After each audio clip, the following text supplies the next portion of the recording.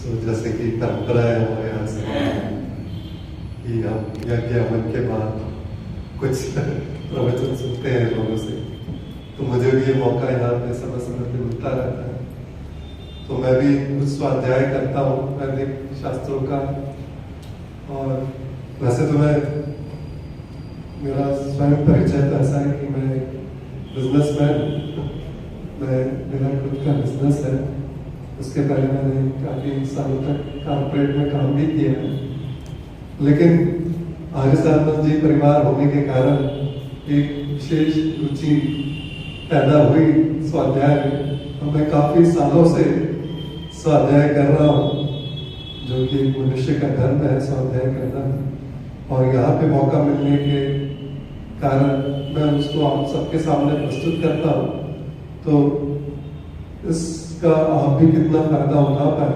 तो मैं आप सबसे पहले निवेदन करूंगा कि आप सब लोग सीधे बैठ जाएं और मेरे साथ अगर हो सके तो गायत्री मंत्र का उच्चारण करें, जिससे जो आपकी मन की स्थिति है वो भी थोड़ी स्थिर हो जाए, जिससे आपकी भी ग्रहण करने की शक्ति बढ़ जाए, और जिससे जो भी मैं बोल पाऊँ आप समझ पाए, जिससे आपका भी फायदा हो, और आप यहाँ से जब चाहें तो कुछ अच्छी चीजें लेकर जाए, और जिसका आप खुद मनन और स्वाध्याय कर पाए।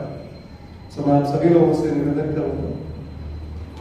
ओम भूर्भुवः स्वः तत्सवितुर्वरेण्यं भर्गो देवस्य धीमहि धियो यो नः प्रचोदयात्।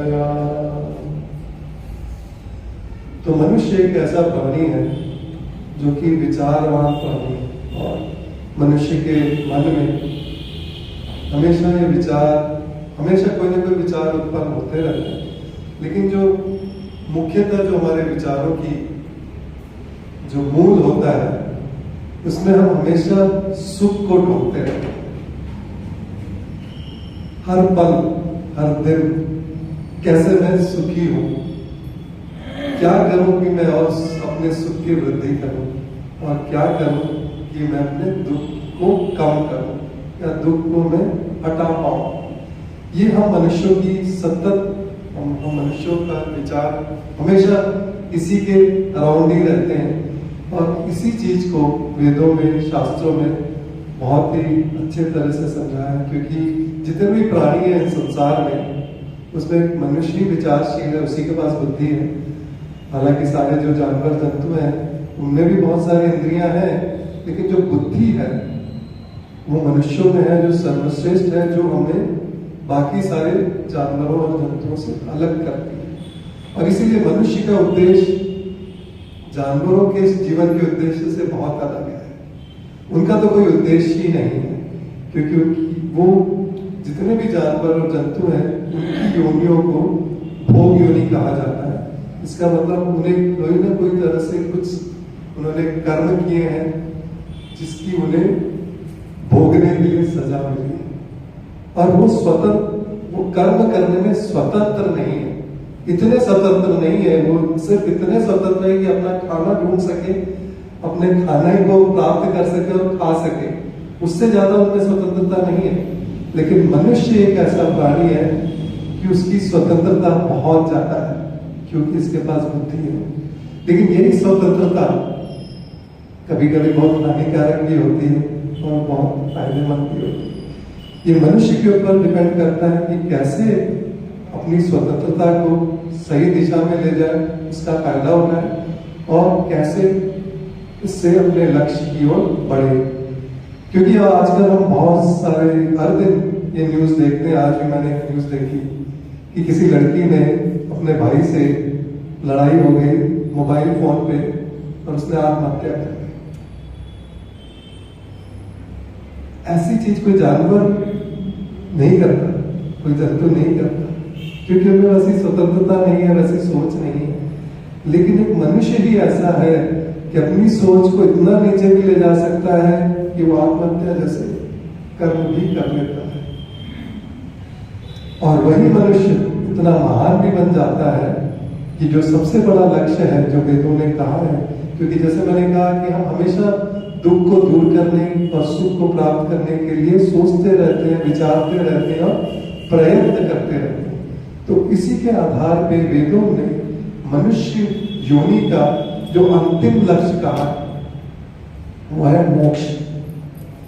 हमें से बहुत लोग मोक्ष के बारे में जानते हैं, लेकिन कई बार हमें ये लगता है, या अभी भी बहुत सारे लोग ये समझते हैं मोक्ष हमारा लक्ष्य नहीं है, क्योंकि हमें लगता है तो ईश्वर ने दिया है, वेदों में लिखा है, लेकिन मेरे से तो कोई इसकी मेल नहीं बनती, मेरी सोच से तो मोक्ष का कोई मेल नहीं बनता, क्योंकि हम मोक्ष के जो विषय को बहुत कठिन समझते हैं और उसको हम नहीं समझना चाहते, जबकि मोक्ष बहुत सिंपल सी चीज है समझने के लिए।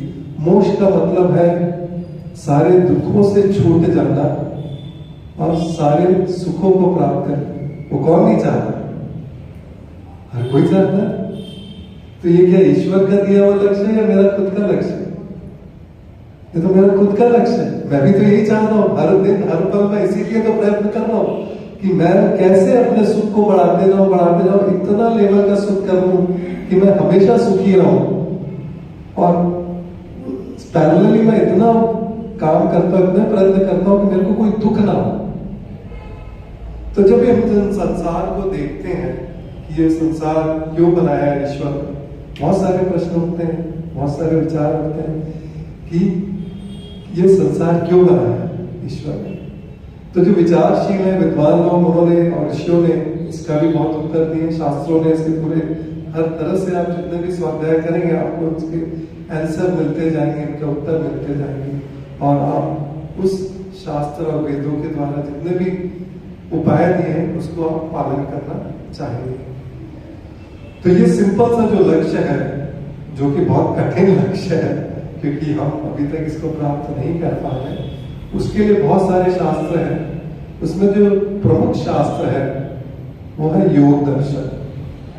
आप सभी लोग जानते हैं इसके बारे में। योग दर्शन अष्टांग योग कहा जाता है, महर्षि पतंजलि ने लिखा है इसको, और इसमें सबसे प्रामाणिक क्रियात्मक उपाय दिए हैं कि कैसे मैं इस लक्ष्य को, क्या लक्ष्य है, दुख को दूर करना और सुख को प्राप्त करना, कैसे प्राप्त करना। क्योंकि हम सब जानना चाहते हैं, हम तो हर दिन उसी के लिए प्रयत्न कर रहे हैं, लेकिन जान नहीं पा रहे कि मैं कैसे उस चीज को करूं। तो उन्होंने, ऋषि पतंजलि ने बहुत सारे उपाय दिए। तो हम बड़े प्रैक्टिकल वे में देखें, हम सारे जो मनुष्य हैं हम अलग अलग स्तर पे हैं, कि नहीं? हम सारी चीजें एक तरह से समझते हैं। एक बच्चे को समझाना है या एडल्ट भी 3-4 है, सबको अलग अलग तरीके से समझाना पड़ता है, क्योंकि सबका अलग लेवल है, सबका अलग स्तर है, अलग बुद्धि का स्तर है, अलग मन का स्तर है। हर कोई आदमी सेम तरीके से नहीं समझता, हर आदमी अलग तरीके से समझता है और वो समझ के अनुसार ही प्रयत्न करता है, काम करता है।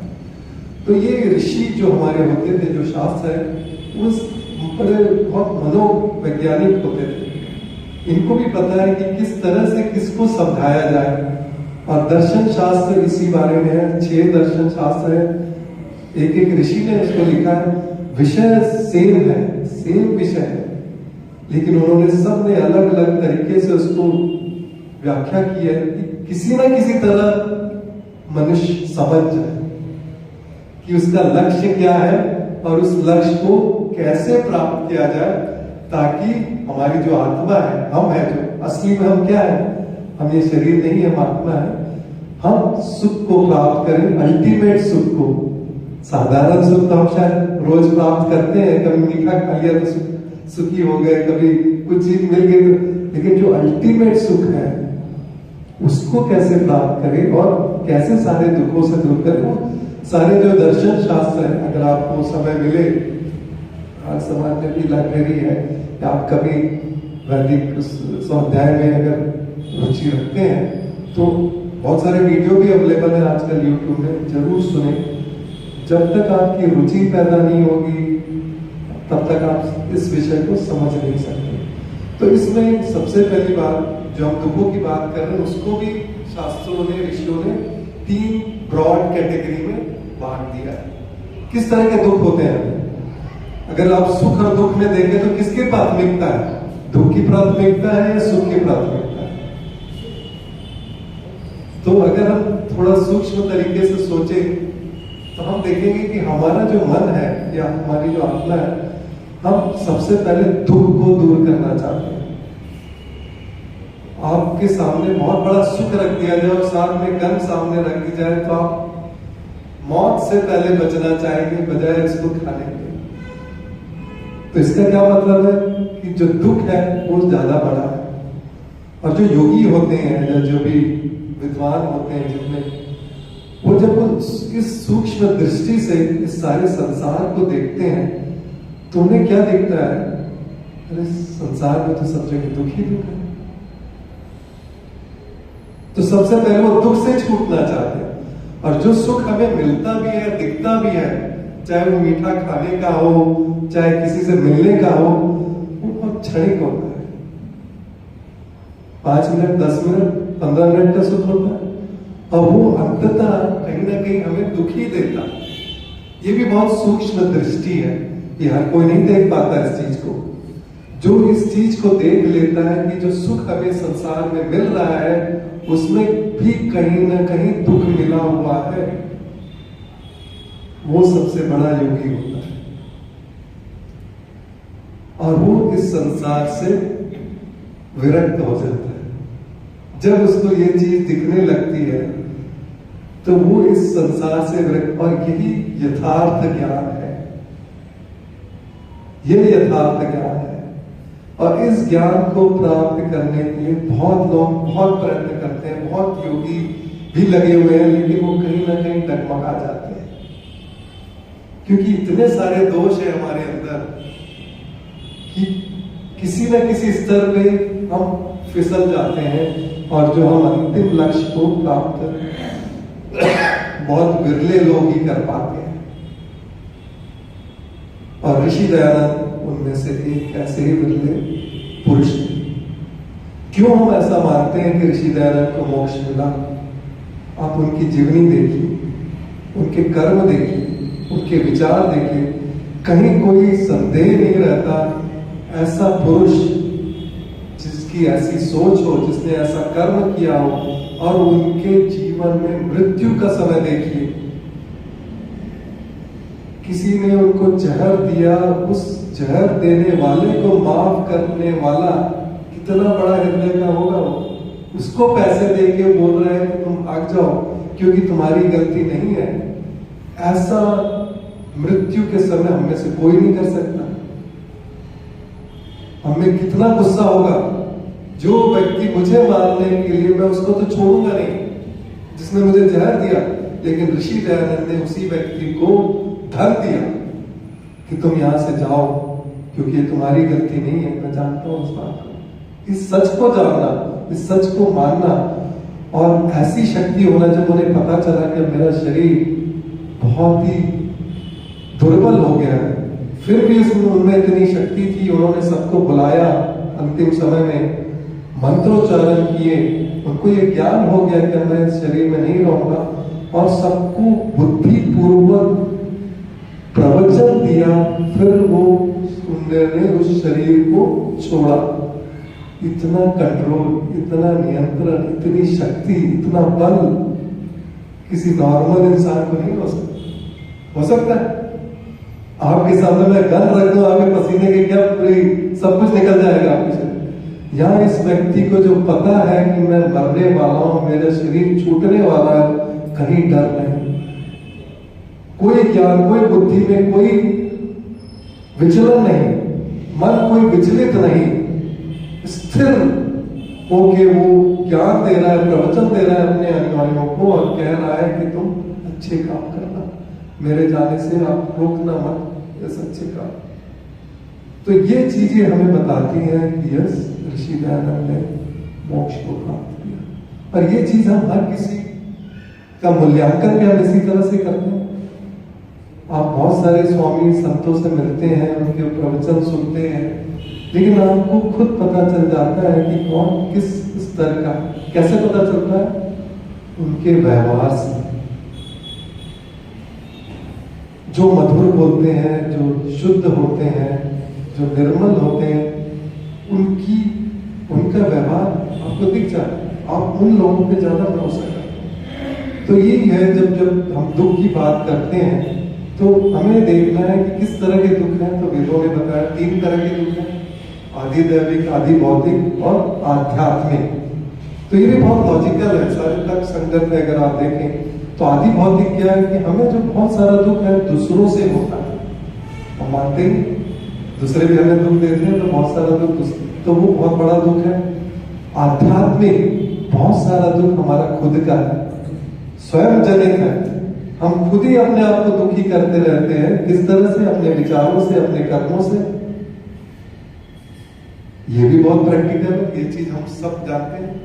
और एक आदि दैविक दुख होता है जो कि ईश्वर द्वारा या प्रकृति द्वारा दिया हुआ दुख है, जिसमें अर्थक्वेक या बाढ़ या कई चीजें ऐसी होती है। हालांकि उसमें भी कहीं ना कहीं मनुष्यों का कंट्रीब्यूशन रहता है, लेकिन मूल्यतः वो आदि दैविक है, क्योंकि वो प्रकृति जनित दुख है जिसमें हमारा बहुत ज्यादा कंट्रोल नहीं।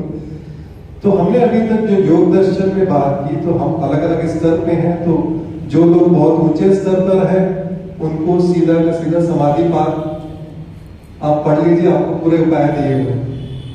लेकिन बहुत सारे लोग मध्यम या निचले स्तर पर है, जैसे हम सारे सांसारिक लोग हैं, हम शायद इतने योगी तो नहीं है, तो हमारे लिए भी उपाय दिया है। ऐसा नहीं है कि हमारे लिए उपाय नहीं है, तो हमारे लिए उपाय दिया है साधना साधन पाठ। तो साधन पाठ में उपाय हमारे लिए है यम नियम से चालू। 8 अंग है योग के जो शुरू होते हैं यम से, और उसमें सबसे पहला जो दुख है आदि भौतिक दुख जो दूसरों के द्वारा जनित है, उसको दूर करने के उपाय दिए हैं। तो यम के बारे में मैं बहुत कवर कर चुका हूँ। आज मेरा विषय है नियम के बारे में। तो जो कि आध्यात्मिक दुख है, जो हमारा दुख है, उसको हम कैसे दूर करें। तो उसमें भी 5 उपाय दिए हुए हैं, 5 अंग दिए हैं। तो आज मैं सबसे पहले हमको कवर करना चाहूंगा जो है शौच।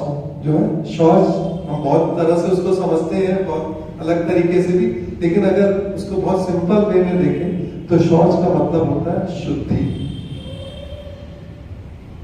तो शुद्धि करने से, और ये जो नियम है, नियम जैसे मैंने बताया कि जो यम है वो तो हम दूसरों के साथ व्यवहार करने के समय सारे उपाय वो करते हैं, तो वो, लेकिन उसके बाद भी जब तक हम अपने अंदर कुछ सुधार ना करें, अपने आप को डिसिप्लिन नहीं करें, शायद उसका हमें इतना फायदा नहीं मिल सकता। लेकिन ऋषि दयानंद ने शास्त्रों में कहा है कि अगर यम नियम में अगर हमें चूज करना है तो हमें यम तो पालन करना ही करना है, बिना यम बिना, क्योंकि हमारा जो सारा पाप पुण्य का कर्म का जो लेखा जोखा है वो सब दूसरों के साथ है। जो भी कर्म हम दूसरों के साथ करते हैं तभी हम पाप या पुण्य करते हैं। अपने साथ तो शायद हम इतना पाप पुण्य का लेखा जोखा नहीं होता है, लेकिन और उसी कर्म फल के हिसाब से हमें सारे फल मिलते हैं। तो यम को तो हम ना कर ही नहीं सकते, यम का तो हमें पालन करना ही होगा, तभी हम सफलता पा सकते हैं, और एटलीस्ट हम अगले जन्म में भी मनुष्य रह सकते हैं। नहीं तो हम शायद अगले जन्म में भी मनुष्य ना रहे। लेकिन जो नियम है, जो हमारे खुद के हैं, हम अपने ऊपर नियंत्रण करना चाहते हैं, हम अपना आपको डिसिप्लिन करना चाहते हैं, वो हमारे ऊपर है। क्योंकि वो आध्यात्मिक दुख अगर हम उनको समझ पाए और अपने व्यवहार को बदल पाए तो उससे भी हमें ही सुख मिलेगा, लेकिन वो इतने जरूरी नहीं है। लेकिन अगर आप करेंगे तो आपका जितना फल है वो डबल हो जाएगा।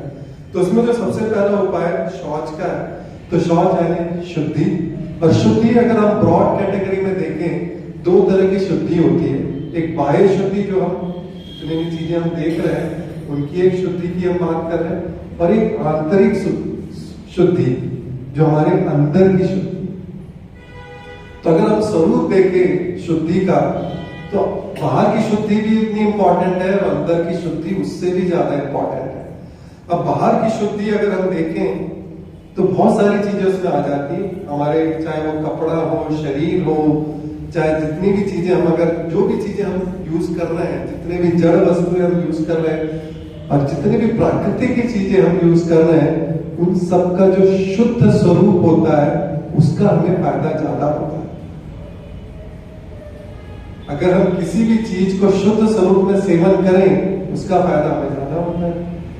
और और हम ये अपेक्षा भी रखते हैं कि हर चीज शुद्ध हो, भले हम करें ना करें, लेकिन हम चाहते हैं कि अगर मैं किसी जगह जाऊं वो साफ सुथरी हो, शुद्ध हो, पवित्र हो, क्योंकि उसका भी जो हम कहीं ना कहीं हमारे मन से जुड़ा हो, उससे हमें सुख का अनुभव होता है।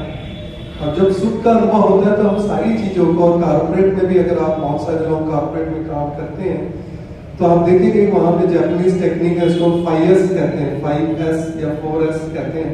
उसने भी यही बात कही, आप अपने वर्क प्लेस को क्लीन रखें, और उसमें पूरे बताया है कि कैसे आप उसको हैबिट बनाएंगे, आप अपने वर्क प्लेस को क्लीन करिए। क्यों? क्योंकि इसका फायदा क्या है, आप ऑर्गेनाइज हो जाते हैं, आप बहुत व्यवस्थित हो जाते हैं, आपकी सोच व्यवस्थित हो जाती है, आपके काम व्यवस्थित हो जाते हैं।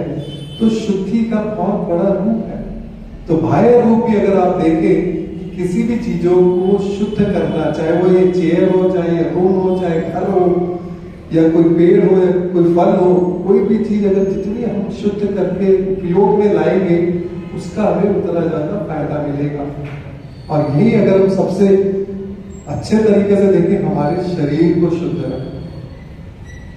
अगर हमारा शरीर गंदा है, या हम किसी तरह से कुछ भी काम कर रहे हैं, अगर उसमें हम अव्यवस्थित हैं, गंदे हैं, तो हमें हमारा मन भी अच्छा फील नहीं करेगा, हमें मोटिवेशन नहीं मिलता किसी काम को करने का। और यही आप देखेंगे कि ये जो परंपरा, दैनिक परंपरा हमने दिनचर्या में डाली हुई है कि सबसे पहले उठ के नहा धो के फिर काम पे बैठेंगे। क्यों? क्योंकि हमें सुख मिलता है, हमें अच्छा काम करने का मन करता है। अगर हम यही चीज गंदे तरीके से बिना नहाए धोए, आप खुद ही देख सकते हैं, जिस दिन अगर आप बिना नहाए धोए काम करेंगे, आपका मन हमेशा बड़ा खिन्न सा रहेगा। लेकिन जिस दिन आप सुबह सुबह एकदम अच्छे से तैयार होकर ऑफिस जाएंगे या घर पे काम करेंगे, तो आपका मन भी बहुत अच्छा रहेगा और आपको ज्यादा सफलता मिलेगी, आप जो भी काम। तो ये शुद्धि का स्वरूप है, शुद्धि का फल है। तो इसमें सबसे पहले ये बाह्य शुद्धि, ये भी बहुत इंपॉर्टेंट है कि हम इस तरह से सारी चीजों को साफ रखें। और यही हमें खिन्न भी करता है, जैसे हम बेंगलोर में ट्रैफिक में जाते हैं, गंदगी देखते हैं, हमारा मन बड़ा खिन्न हो जाता है। यही अगर हम यूएस जाते हैं, यूके जाते हैं, वो जापान जाते हैं, कितना साफ सुथरा, हमारा मन कितना प्रसन्न हो जाता है, हमें कितनी शक्ति मिल जाती है, हम और काम करने का मन करता है। लेकिन यहाँ जब गंदगी देखते हैं तो हमें लगता है यार कुछ काम करने का मन नहीं, चलो घर चलो, घर कम से कम साफ सुथरा तो है, मैं घर में जाके आराम से रहूंगा या रहूंगी। तो ये शुद्धि है, ये बाह्य शुद्धि है। और जितने भी हम मेरे ख्याल से आजकल बहुत सारे देख ही रहे हैं, प्रोडक्ट से लेके, चाहे वो दूध हो, चाहे वो क्रीम हो, हर कोई इसको भुला भी रहा है, हर चीज वो चाहे ऑर्गेनिक फॉर्म में लोग बोल रहे हैं कि ये शुद्ध है, आप इसका सेवन करें, ये दूध ये ऑर्गेनिक है, ये शुद्ध है, इसका सेवन करें। तो उसका कुछ तो फायदा होता है, लेकिन यस इसको बिजनेस भी बना लिया गया है, कितना शुद्ध है वो तो नहीं पता। लेकिन ये जरूर है, कोई भी चीज, कोई भी चीजों का अगर हम शुद्ध रूप में सेवन करें तो उसका हमें ज्यादा फायदा मिलता है। ये है बाह्य शुद्धि। लेकिन सिर्फ अगर हम लिमिटेड रहे बाहर की ही शुद्धि पे, तो हमें क्या बहुत सुख मिल सकता है?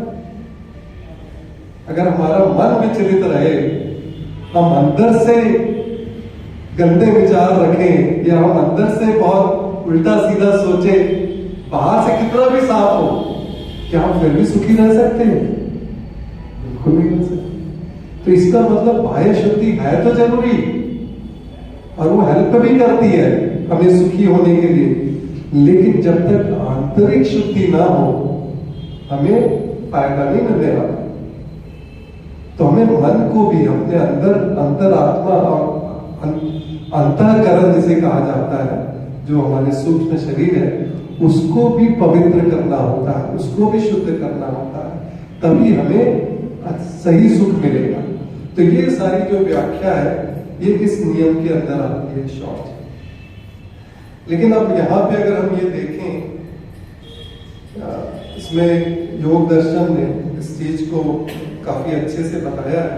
चीज बताने में हालांकि 2 ही सूक्त है उसके, लेकिन बहुत व्याख्या उसकी हर एक स्तर का अपना है। जैसे हम बहुत सारे लोग हैं जो वेस्टर्न अगर आप कल्चर में देखेंगे, वो बाह्य शुद्धि को बहुत ज्यादा प्राथमिकता देते हैं इसलिए आप देखेंगे कि इन सारी कंट्री में बाहर से तो बहुत साफ सुथरा है, लेकिन आंतरिक शुद्धि नहीं होने के कारण बहुत दुखी है, बहुत दुखी है वो सारे सोसाइटीज में लोग, क्योंकि आंतरिक शुद्धि नहीं है वहां पे। तो अब यहाँ पे ये कहा गया कि जो इतनी तरह की जो शुद्धि होती है उसमें से कौन सी शुद्धि सबसे इंपॉर्टेंट है।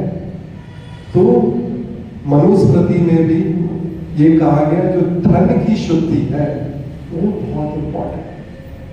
क्यों? हमने से शायद सब लोग समझ गए होंगे धन की शुद्धि कितनी इंपॉर्टेंट है हम सांसारिक लोगों के लिए तो बहुत ही ज्यादा, क्योंकि कोई भी चीज बिना धन के हम प्राप्त नहीं कर सकते।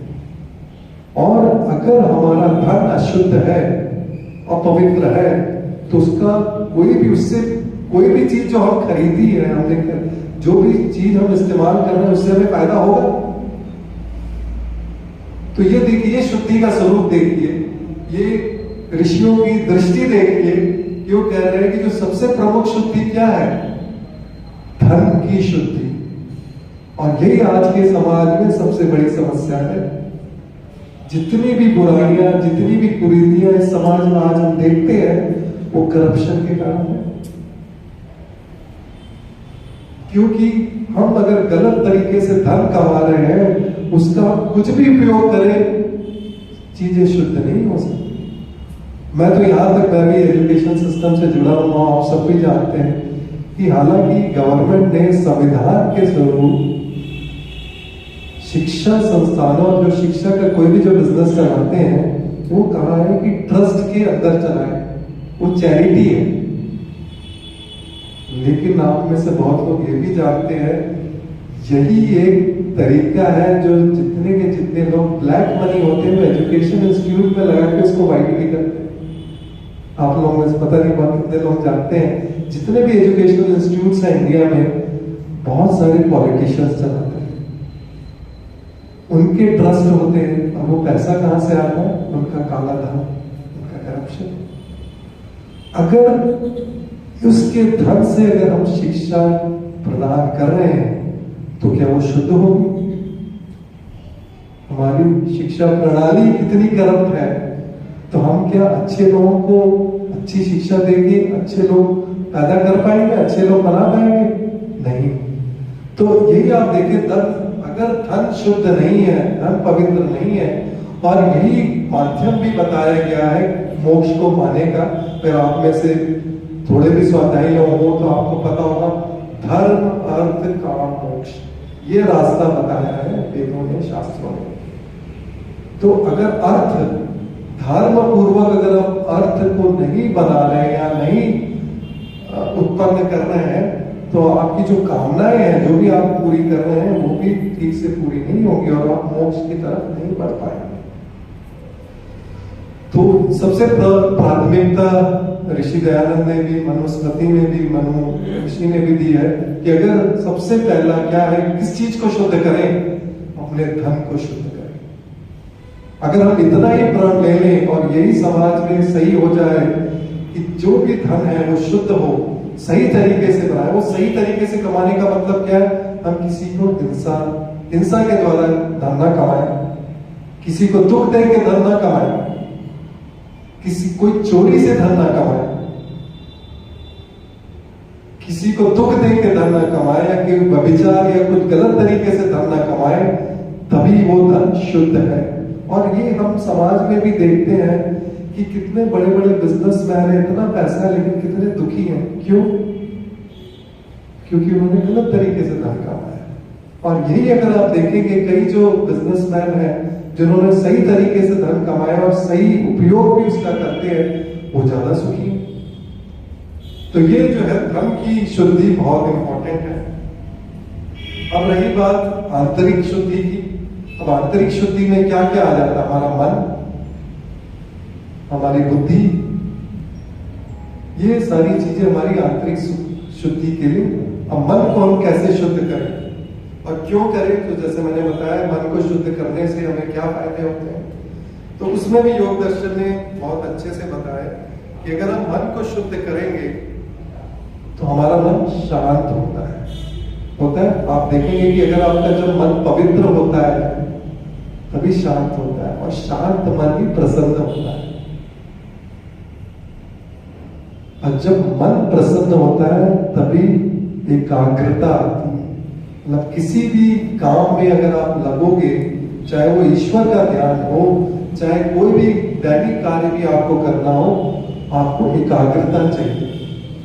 वो कैसे होगी? जब अगर मन की शुद्धि होगी, मन शांत होगा, प्रसन्न होगा, तो आप में ज्यादा शक्ति होगी, ज्यादा उत्साह होगा, और आपकी एकाग्रता भी बहुत होगी, तो आप उसको अच्छे से करेंगे। और जब आपकी एकाग्रता अच्छी होगी, आपका नियंत्रण सबसे अच्छा होता है एकाग्र अवस्था में। तो हमारे जो बहुत सारा दुख है वो हमारी इंद्रियों के कारण है। आप समझ पा रहे हैं इसमें? हमारी जितनी इंद्रियां हैं, 5 कर्मेंद्रियां और 5 ज्ञानेंद्रियां, बहुत सारा जो दुख है क्योंकि हम उन इंद्रियों को नियंत्रित नहीं कर पाते। कि हमारा जो स्वाद है, जैसे हमें कोई चीज मीठी लगती है तो और मीठा मीठा खाना चाहते, भले वो हमारे स्वास्थ्य के लिए हानिकारक है। तो हमारी इंद्रियों का जो नियंत्रण है बहुत कम है। कोई गाने हमें अगर अच्छे लगते हैं तो वही गाने सुनते रह जाते, भले कोई दूसरा काम छूट जाए। कई बार हम बोलने की मधुर कोई बात करते तो हम बोलते ही रह जाते हैं। तो अगर आप देखेंगे, जब इंद्रियों में हमारा नियंत्रण बहुत कम होने के कारण हमारे इंद्रियां बहुत बड़ा दुख का कारण है, सुख का भी कारण है और बहुत बड़ा दुख का भी कारण है। तो अगर हम इंद्रियों को नियंत्रित तरीके से इस्तेमाल कर पाए तो ये हमारे दुख को कम करेंगी और सुख को बढ़ाएंगी। और वो कैसे पॉसिबल है? अगर हम एकाग्र हैं, हमारा मन हमारे नियंत्रण में है, तो 2 तरीके हैं। एक तो हर इंद्रियों को ज्यादा के पकड़े कि मैं कम बोलूं, कम सुनूं, या कम खाऊं या वो करूं, वो थोड़ा ज्यादा मुश्किल काम है। क्योंकि जो सारी की सारी इंद्रियां किससे जुड़ी है? मन से जुड़ी है। तो दूसरा क्या तरीका है कि आप मन को पकड़े, मन को शुद्ध कर दें, तो बाकी जितनी भी 5 ज्ञानेंद्रियां, 5 कर्मेंद्रियां, उनका नियंत्रण आपके लिए इजी हो जाएगा।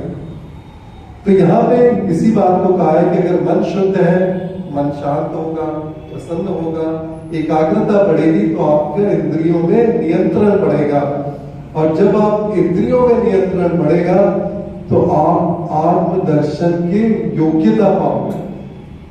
आत्मदर्शन शायद आप सभी जानते हो, नहीं तो फिर भी मैं, आत्मा का दर्शन, अब वो एक समाधि की अवस्था कही जाती है। जो भी अब योग दर्शन का जो अंतिम है, जो समाधि, उसमें भी 2 तरह की समाधि होती है, एक संप्रज्ञात और एक असंप्रज्ञात। तो संप्रज्ञात समाधि होती है जिसमें हमें आत्मा का दर्शन होता है, और असंप्रज्ञात जिसमें हमें परमात्मा का दर्शन और साक्षात्कार। तो जब अगर हमारी इंद्रियां इतनी कंट्रोल में हो, तो मन हमारा इतना कंट्रोल में हो, तो हम इस योग्य बन जाते हैं कि हम अपने मन से अपनी आत्मा को देख पाते हैं। अभी हमारा जो ज्ञान का स्तर है इतना नीचा है कि हमें यही नहीं पता है कि मैं एक शरीर हूं या आत्मा हूं। हम वो डिफरेंस नहीं कर पाते। हमें लगता है मैं तो शरीर हूं, जबकि हम एक आत्मा है। और उसका दर्शन कब होगा हमें कि मैं एक आत्मा हुआ? वो आत्मा को मैं कैसे महसूस कर पाऊंगा? क्योंकि मैं उसको, आत्मा को आंख से तो नहीं देख सकता, महसूस कर सकता हूँ। किससे महसूस करूंगा? इस शरीर से, इस मन से। वो कब पॉसिबल है? जब मन शांत होगा, मन नियंत्रित होगा, इंद्रियां नियंत्रित होगी, जब तभी मुझे मेरी आत्मा दिखेगी। किससे? मन के द्वारा। तो अगर हम इस तरह से आंतरिक शुद्धि करते हैं तो हमें आत्मदर्शन तक ले जाता है। और अगर हम आत्मा को जान लेते हैं, आत्मा को महसूस कर लेते हैं, तभी हम परमात्मा को भी देख सकते हैं, महसूस कर सकते हैं। देखने का मतलब आंखों का नहीं होता है, यहाँ प्रत्यक्ष का मतलब महसूस करना भी एक प्रत्यक्ष कहा जाता है। जो भी हम अंदरूनी रूप से जो भी चीजों को प्रत्यक्ष करते हैं, मुझे महसूस करते हैं। जितना भी जो सूक्ष्म विज्ञान है, सूक्ष्म ज्ञान है, हम उनको आंखों से, कानों से नहीं सुन सकते, उनको हम महसूस ही कर सकते हैं। वो हमारे मन से होता है। तो ये चीजें पॉसिबल हैं। तो अब ये मन को कैसे शुद्ध किया जाए, तो इसमें भी कई तरह के बताए उपाय दिए गए हैं। मन को शुद्ध करने का है कि सच्चा बोलना, सत्य ज्ञान से अगर आपको सही चीज पता है, सही संकल्प, आप मन से क्या करते हैं, संकल्प करते हैं। अगर आप शिव संकल्प करेंगे तभी आपकी शुद्धि होगी। आप धर्म का पालन करेंगे। धर्म में धर्म का मतलब है जो भी चीजें करने योग्य है इस मनुष्य के लिए, जिससे कि पुण्य का विस्तार होता है। धर्मयुक्त जो भी कर्म करूंगा, धर्म चीज जो भी चीजें मैं सोचूंगा, वो सब मैं मन से करता हूं। तो अगर मैं इस तरह की चीजें करूंगा मन से, तो मेरा मन पवित्र होगा, मेरा मन शुद्ध होगा। तो सत्य ज्ञान की प्राप्ति से अगर मैं सत्य ज्ञान को प्राप्त कर पाए, तो इसमें भी किस तरह की बातें कही हैं कि कई लोगों के जो अलग अलग उपाय भी दिए हैं कि हमारा जैसे अलग अलग स्तर है, कुछ लोग विद्वान हैं, कुछ लोग निचले स्तर के हैं, कुछ लोग दुष्ट भी हैं। तो उनके लिए भी मनु ऋषि ने मनुस्मृति में उपाय दिए हैं कि विद्वान लोगों के लिए सबसे बड़ी समस्या क्या होती है, मान अपमान। कि जब हम ये मानने लग जाते हैं, विद्वान लोग बहुत सारे आप देखे होंगे कि उनको ये लगता है कि मुझे तो सारा ज्ञान हो गया। वो क्या हो जाता है, उनमें एक अहम आ जाता है। तो उनके लिए जो सबसे बड़ी जो दोष है, सबसे बड़ी जो समस्या है, वो मान और अपमान को सहना। अगर विद्वान लोगों की कोई अपमान कर दे तो उन्हें बहुत दुख होता है। लेकिन विद्वान, सच्चा विद्वान कौन है, जो मान अपमान लाभ हानि सबको सह ले, और जो भी प्राणी उसके साथ इस तरह से व्यवहार कर रहे हैं उनको क्षमा कर दे, तो वो उसकी शुद्धि हो जाती है। विद्वान की आत्मा की और मन की शुद्धि हो जाती है। ठीक है, ये अज्ञानी लोगों ने यही था, ऋषि दयानंद को बहुत लोगों ने अपमानित किया, कभी विचलित नहीं हुए, कभी परेशान नहीं हुए, उनका मन कभी अशांत नहीं हुआ। उन्होंने बोला कोई बात नहीं, अभी इनको कोई समझ नहीं है, तो ठीक है, उनको बोलने दो, मेरा अपमान कर दो। तो ये इस लेवल के विद्वान थे, इतने शुद्ध थे, इतने विशुद्ध थे कि उनको इन सब चीजों से परेशानी नहीं हो। जो दुष्ट लोग थे, दुष्ट लोग होते हैं जिनमें बुरे कर्म करने, तो उनके लिए भी उपाय है कि वो अपने आप को कैसे पवित्र करे आंतरिक रूप से। उनको सत्संग करना चाहिए। ये है सत्संग का फायदा। अगर हम देखें, एक वैदिक संस्कृति में ही सत्संग का सबसे बड़ा उपाय दिया गया हर किसी के लिए। हम जैसे लोगों के साथ रहते हैं वैसे ही बन जाते हैं। होता है, हम बचपन से देखते आ रहे हैं। इसीलिए हम अपने बच्चों के लिए भी बहुत वो रहते हैं कि हमारे बच्चों की फ्रेंड सर्कल कैसा है। ये बहुत इंपॉर्टेंट है आपके लिए। अगर बच्चों का फ्रेंड सर्कल गलत है तो वो दुष्ट बन सकता है। और ये वैदिक संस्कृति की वैदिक विचारधारा ये है जो सत्संग पे इतना जोर देती है। ये भी हम सत्संग कर रहे हैं, हम सारे अच्छे लोग बैठ के अच्छे विचारों को सुन रहे हैं, अच्छे विचारों का विचार कर रहे हैं, अच्छे विचार, ये भी एक सत्संग है। तो अगर हम दुष्ट भी हैं, और ऐसे बहुत सारे हम अगर स्टोरीज और अपने इतिहास में देखेंगे, बहुत ऐसे दुष्ट तरह के लोग भी अपने आप को पवित्र कर पाए सत्संग से। उन्होंने सत्संग किया और अपने आप को पवित्र कर लिया, अपने आप को शुद्ध कर लिया, और वो सही दिशा में निकल पड़े और उन्होंने बहुत बहुत बड़े अचीवमेंट किए। तो ये सारी चीजें भी हैं। तो अब इसमें एक चीज जो मैं लास्ट कहना चाहूंगा कि जो योग दर्शन ने कही है कि क्या होता है, हम जब शरीर को शुद्ध करते हैं तो एक उसका जो एक दृष्टिकोण ऐसा है कि हमें फायदा तो होता है, लेकिन कई बार हमें अहम भी बहुत होता है। हम जैसे अपने, अगर आप देखेंगे आजकल की इंडस्ट्री, ब्यूटी इंडस्ट्री बहुत बड़ी इंडस्ट्री है, वो क्या कहने को कह रही है कि आप सुंदर दिखें। सुंदर दिखना बुरी बात नहीं है, हर कोई सुंदर, लेकिन जब आप अपने आप को सुंदर दिखाने की कोशिश करते हैं और सुंदर दिखने लग जाते हैं, आप में अहम आ जाता है, मेरे से सुंदर कोई नहीं है इस दुनिया में। और दूसरे को भी जब आप सुंदर देखते हैं, सुंदरता आप देखते हैं, तो आप उसकी तरफ आकर्षित होते हैं। अब ये इतना तक तो ठीक है, लेकिन जब ये चीजें इस लेवल तक चली जाती हैं कि आप ज्यादा से ज्यादा समय आप अपनी सुंदरता पे लगाने लगे, अपने शरीर पे लगाने लगे और दूसरों के शरीर पे ध्यान देने लगे, तो आप बाकी के काम नहीं कर सकते। तो जो योगी का स्तर होता है, इसमें योग दर्शन में एक आ गया। उसकी दृष्टि कैसी होती है? अगर आप असली रूप में शरीर को देखें तो शरीर क्या है? हाड़, मांस, खून, क्या क्या नहीं है इसके अंदर। बहुत गंदगी है इसके अंदर। आप हम तो स्किन को साफ करने की बात कर रहे हैं, आप उसके अंदर देखिए, शरीर के अंदर। तो क्या होता है, जो योगी होता है, जो बहुत उच्च कोटि का विद्वान होता है, वो उस चीज को देख लेता है कि मैं इतनी साफ सफाई करता हूं, लेकिन जो मेरा असली जो यथार्थ ज्ञान है, जो शरीर है, असली रूप शरीर का तो इतना शुद्ध नहीं है।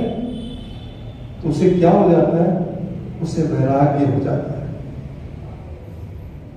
कि मैं अपने शरीर के लिए जो इतना मेहनत कर रहा हूं, इसका ये मतलब बिल्कुल नहीं है कि आप अपने शरीर को साफ ना रखें या पवित्र ना रखें, लेकिन ये नेक्स्ट लेवल की सोच है कि उस योगी को, उस विद्वान को ये अनुभूति हो जाती कि मैं कितना भी शरीर को साफ करूं, ये शरीर है तो हाड़ मांस, ये तो बहुत अपवित्र है, बहुत, क्योंकि इसकी संरचना ही ऐसी है।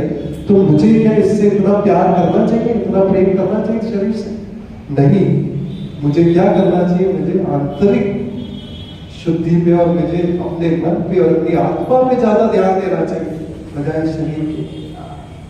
तो ये इस लेवल की जब सोच पहुंच जाती है विद्वानों की, तो वो योग के नेक्स्ट लेवल पे पहुंच जाते हैं, उस योग दर्शन के, और उन्हें पता चल जाता है कि मुझे शरीर नहीं, मुझे आत्मा के खुश करना है, मुझे आत्मा को पवित्र करना है। शरीर को तो जितना कर सकते उतना कर लो, लेकिन उससे मोह नहीं करना। तो ये चीज जब समझ जाते हैं इंसान या योगी, वो उसको आत्मदर्शन हो ही जाता है, उसको वैराग्य हो जाता है, उसको यथार्थ ज्ञान हो जाता है, और उसको पता चल जाता है कि मुझे किस चीज पे ज्यादा समय देना है, किस चीज की को मुझे शुद्धि करनी। और यहाँ पे मैं अपने विचारों को थोड़ा विराम देना चाहूंगा 2 मिनट। अगर आप शास्त्रों के कोई भी उपाय को अगर आप देखें, एक एक उपाय पूर्ण उपाय है। जैसे मैंने अभी आगे के पिछले कुछ व्याख्यानों में अहिंसा को, सत्य को, अस्तेय को, उन सबको भी कवर किया, और आज मैं जैसे शौच भी करूं, सिर्फ एक शौच पे भी अगर आपने सिद्धि प्राप्त कर ली, एक उपाय को भी आप देखेंगे कि सारे के सारे उपाय जुड़े हुए हैं। ये विलक्षणता है, ये ब्यूटी है शास्त्रों के ज्ञान की।